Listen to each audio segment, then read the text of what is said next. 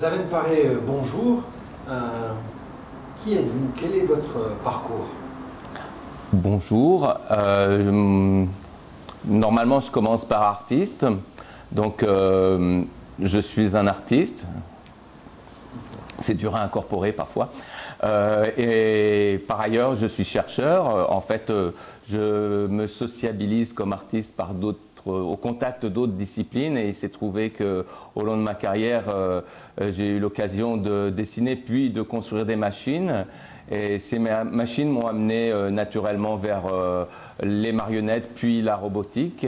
Et donc je suis venu ici en tant que chercheur artiste et faisant le pont entre l'art et non pas la science mais la technologie étant de l'art appliqué. Vous avez dit de dessiner pour le théâtre, je crois, pour la représentation, pour le spectacle. Oui, mon itinéraire s'est fait au travers des arts du spectacle, en dessinant non seulement des costumes, des décors, puis des accessoires, puis peu à peu des dispositifs tels que des machines ou des dispositifs optiques concernant des projections. Et les machines les plus élaborées que j'ai réalisées furent les premières marionnettes électroniques il y a une vingtaine d'années. Vous avez travaillé pour David Bowie, je crois.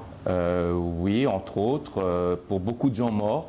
Oui, j'ai travaillé pour différentes personnes dans différentes disciplines, aussi bien pour le rock, pour la danse, pour le théâtre, pour l'opéra, le théâtre musical.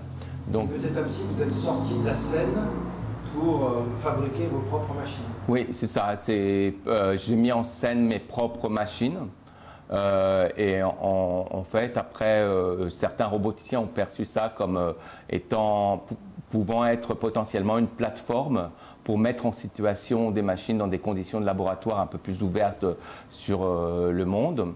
Et donc, on s'est servi des mises en scène de théâtre pour réellement expérimenter l'interaction entre les humains et les robots. Parmi les éléments importants de votre parcours, il y a un passage par le Japon. Oui, en matière de robotique, je pense qu'il s'agit d'un passage obligé.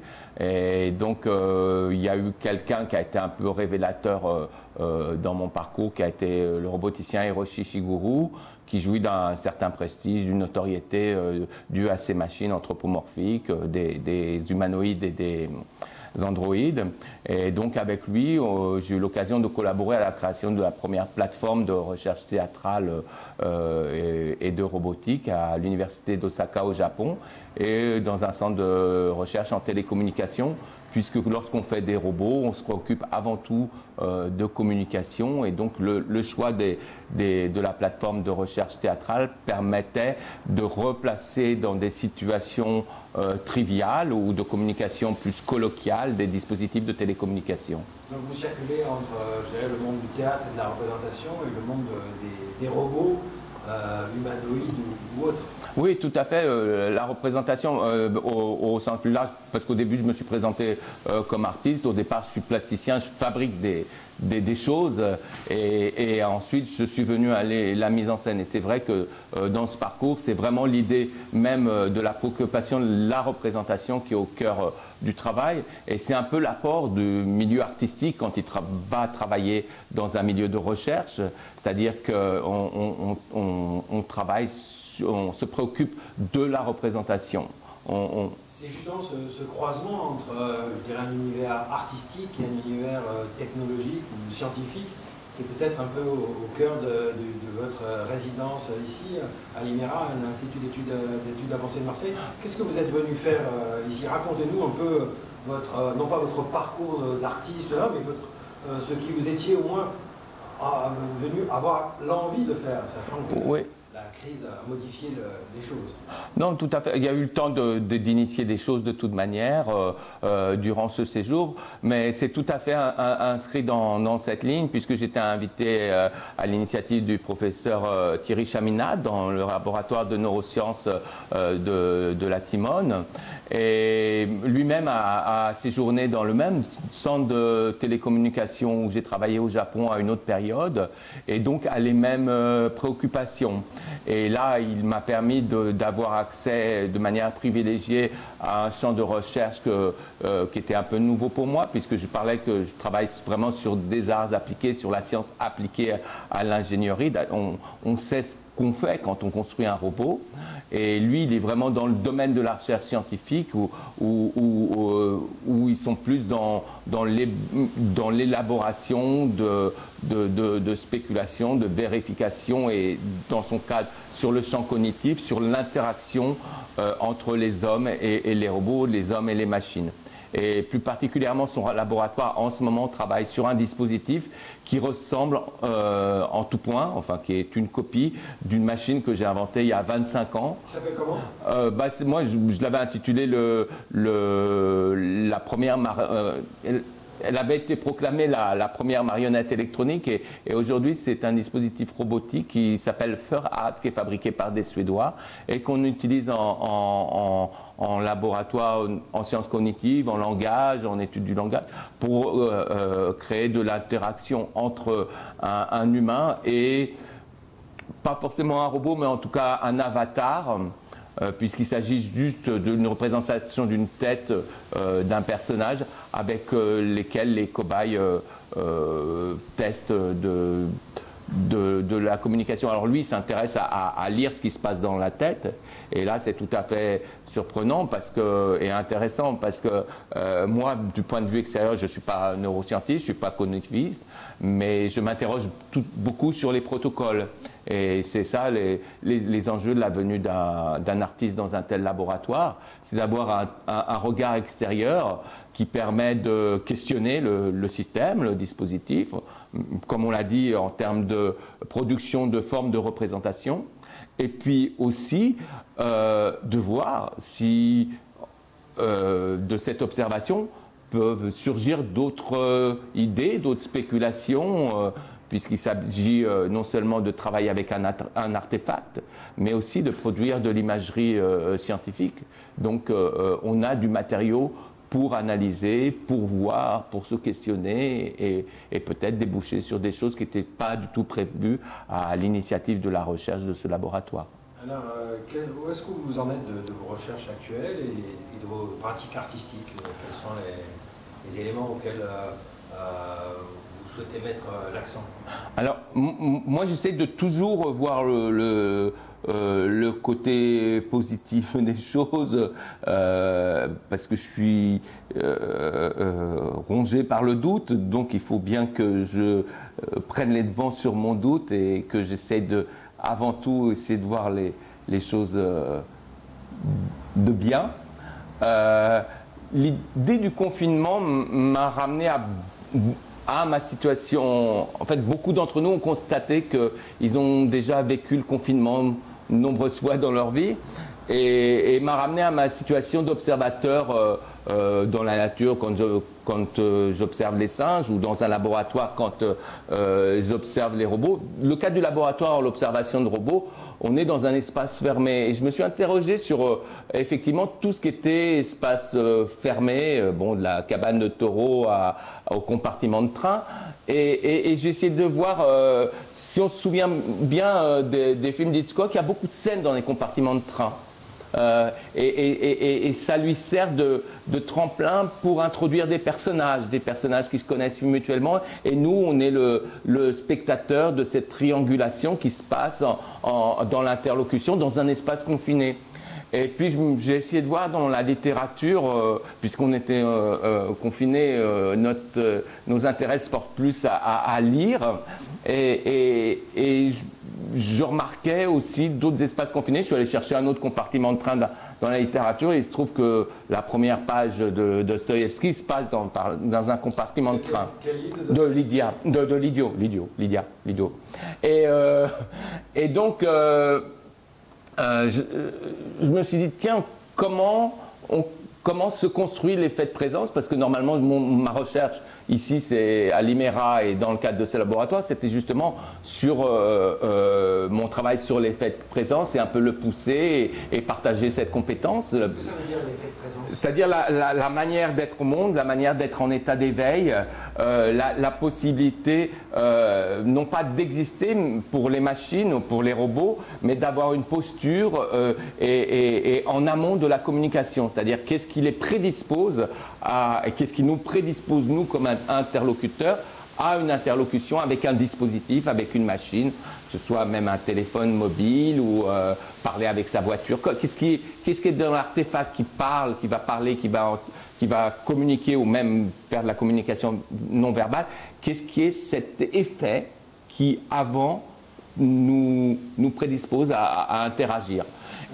Justement, à ce sujet, on parle de la présence d'un acteur, puisque vous venez du théâtre, et on voit bien ce qui est dans le corps d'un acteur, dans sa gestuelle, dans son rythme, dans le grain de sa voix, mais la présence d'un artefact, d'un robot, d'un avatar, c'est un peu énigmatique, non? L'acteur est vraiment très instructif. Le travail d'acteur est très instructif par rapport au travail en robotique. Parce qu'effectivement, dans la construction de l'acteur ou la distanciation de l'acteur, selon Stanislavski, bon, on va avoir des préoccupations de suggérer une intériorité, de suggérer un inconscient. Il va y avoir un timbre de voix, il va y avoir un rythme de voix, il va y avoir des respirations, il va y avoir donc une vie intérieure avant la production même du langage. Donc on essaye d'induire ça dans les machines et de se soucier de la proportion qu'on peut amener dans un chatbot ou dans un interlocuteur artificiel, de cette capacité de suggérer d'une intériorité, de cette forme d'altérité artificielle. Mais pour en revenir à la littérature et ce en quoi elle nous intéresse ici, ce séjour m'a permis d'aller peut-être un peu plus loin et de parler d'autre chose que l'effet simplement de réduire à l'effet de présence, ou du moins d'arriver à mieux parler de l'effet de présence. Et je crois que un personnage de roman existe véritablement s'il y a non seulement la capacité de l'effet de présence, l'effet de personnage, l'effet de réel, mais un effet d'identité. Et je crois que ça c'est mon prochain dada, vraiment, c'est comment construire une identité dans un dispositif. C'est-à-dire que quand on a... Dans un dispositif avec un robot? Avec un robot, avec une machine, comment... parce qu'on a le problème suivant, quand on est en laboratoire, on est souvent confronté à un robot. Il n'est pas représentatif d'un groupe. On ne peut pas dire les robots, parce qu'un robot, il peut être un humanoïde, il peut être un androïde, et chacun d'entre eux peut avoir une identité. Actuellement, dans le monde, il y a peut-être 4 modèles de robots qui existent en grande quantité, pour lesquels on pourrait penser qu'ils appartiennent à un groupe social. Wakamaru, Nao, Pepper et Kirobo. Ce sont les 4 groupes de robots. Moi, c'est les 4 robots anthropomorphiques qui ont la station verticale, qui peuvent être à roulette ou marcher, que j'identifie a priori comme des groupes sociaux. Donc en dehors de ces robots, on parle des robots, mais à chaque fois, c'est des individualités. Donc comment se construisent ces individualités et peut-être, au lieu de simplement analyser les robots en faisant une étude anthropologique de manière générale, en les considérant soit comme des artefacts, soit comme des entités,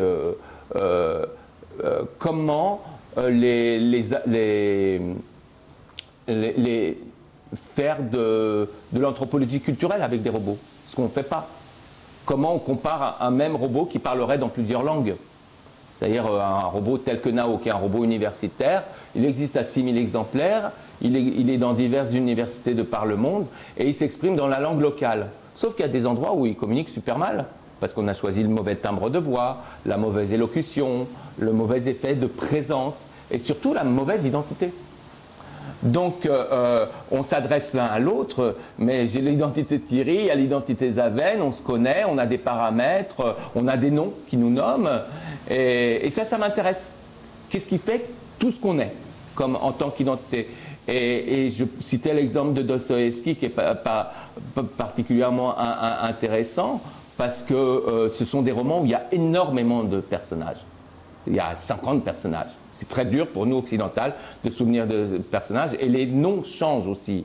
le préfixe change et ce qui fait qu'on cerne l'identité, l'importance du nom et le substantif pardon, change et l'importance du nom est très importante.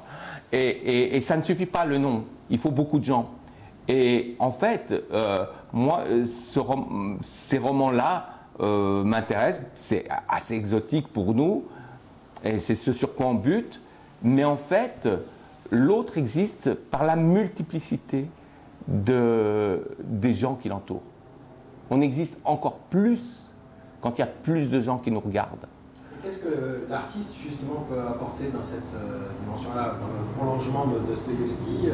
C'est quoi une chaise d'humaniser le robot, de lui donner finalement d'inventer des nouvelles générations de robots? C'est à ça auquel vous pensez?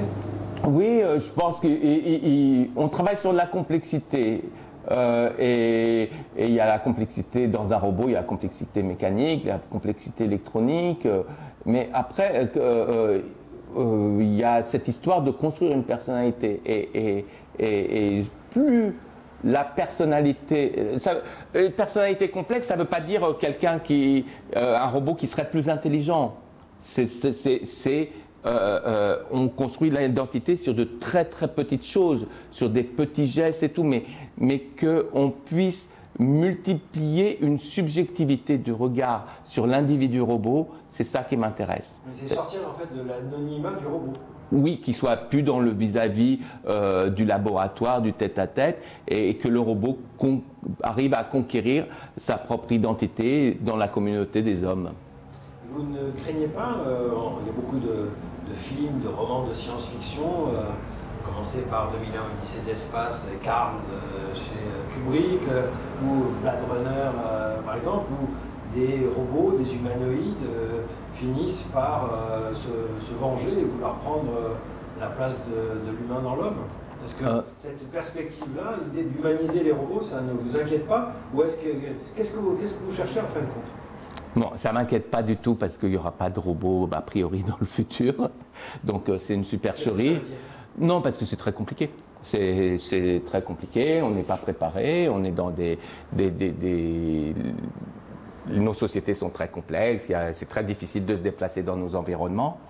Donc c'est juste moi ce qui m'intéresse en tant qu'artiste ou en tant que chercheur, c'est juste que ça permet de réfléchir.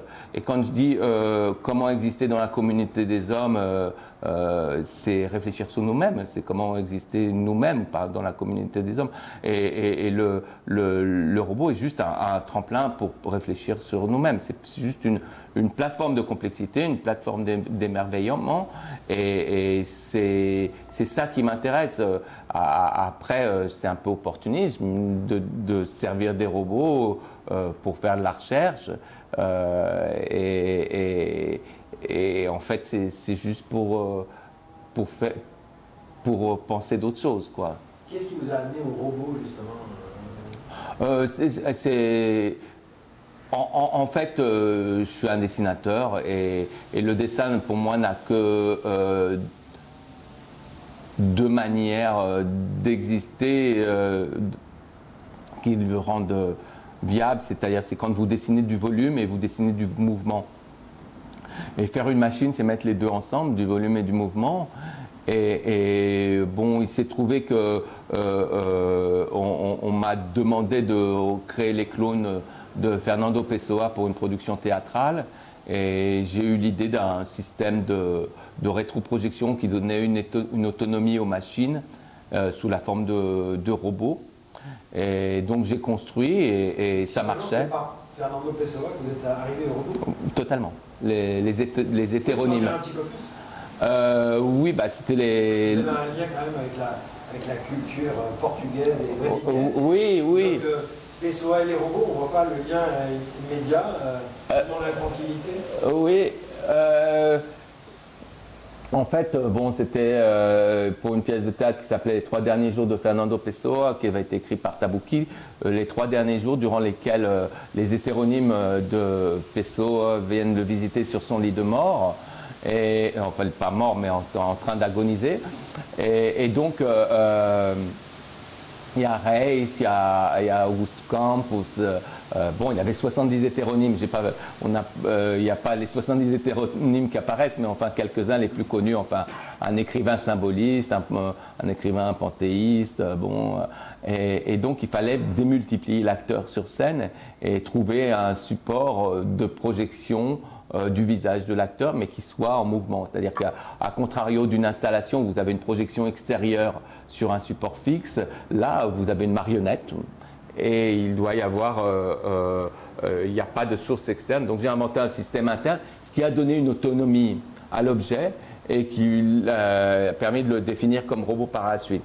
Et c'est particulièrement effectivement intéressant et troublant le parallèle avec Pessoa dans cette idée de la volonté d'être autre, de se démultiplier, cette capacité de, ça recoupe ce que je disais au début, mais de multiplier les identités et comment Pessoa construit des identités complètes, parce que on sait, je crois qu'il y a 70 hétéronymes à peu près, parce qu'ils calculaient leur thème astro. Il allait jusqu'à leur prévoir des lieux et des dates de naissance pour chacune des signatures, enfin des autres personnages qu'il attribuait à son talent. C'est là où on voit que de l'idiot de Dostoïevski à Fernando Pessoa, la littérature est une source très forte et majeure pour vous d'inspiration dans la réflexion sur la robotique et les robots.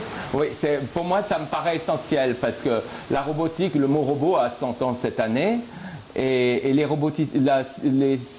la discipline de la robotique est quelque chose de très très récent et les roboticiens s'intéressent sur justement répliquer l'homme au mieux, créer l'effet de réel, de personnage et en fait les romanciers font ça depuis près de 200 ans.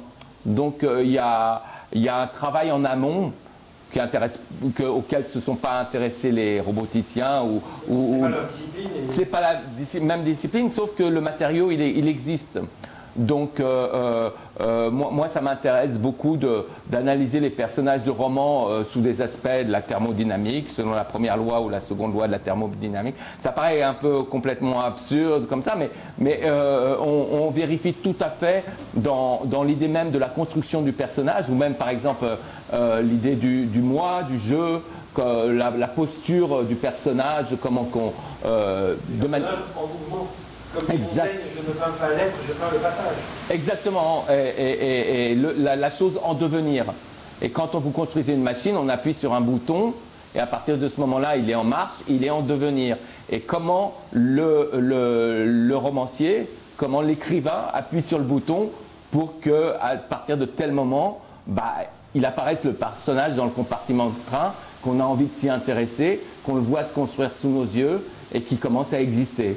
Et c'est ça que je ramène littéralement à la robotique et c'est ce qui m'intéresse. Alors pour terminer, Zaven Paré, quels sont vos projets à venir, ce qui vous fait rêver, ce qui vous inquiète, ce sur quoi vous avez envie de travailler dans les mois et les années à venir, dans le prolongement de votre séjour et de votre résidence à l'INERA? J'aimerais au mieux pouvoir avoir le privilège de continuer à un tel moment où je peux me concentrer sur mon travail et penser véritablement de manière sans contrainte économique qu'il reste de la vie artistique. Je trouve toujours beaucoup plus de liberté dans la vie de chercheur scientifique, dans le confinement de l'artiste dans son atelier, où finalement l'artiste a aujourd'hui beaucoup plus à se justifier qu'un chercheur pour défendre ce qu'il fait. Oui, ce qu'il fait, oui, voilà, oui, un statut, une représentation de ce qu'est un artiste. Mais bon, je vais essayer en fait de continuer le travail d'écriture sur vraiment ma recherche. Et sur la présence des robots. Oui, c'est-à-dire de présence des robots. Oui, voilà, sur l'identité des robots. Oui, oui. Bah, toujours dans l'univers des robots. Oui, c'est-à-dire ça fait 10 ans que je travaille là-dessus, et là je voudrais vraiment avoir l'occasion de finaliser ça et dénoncer ce que j'ai avancé, notamment le passage de la présence à l'identité, faire vraiment la démonstration de ça et comme un apport à non seulement à la robotique, mais peut-être aussi à l'idée même du travail d'acteur. Avec l'idée de quoi, de représentation nouvelle, de pièces à écrire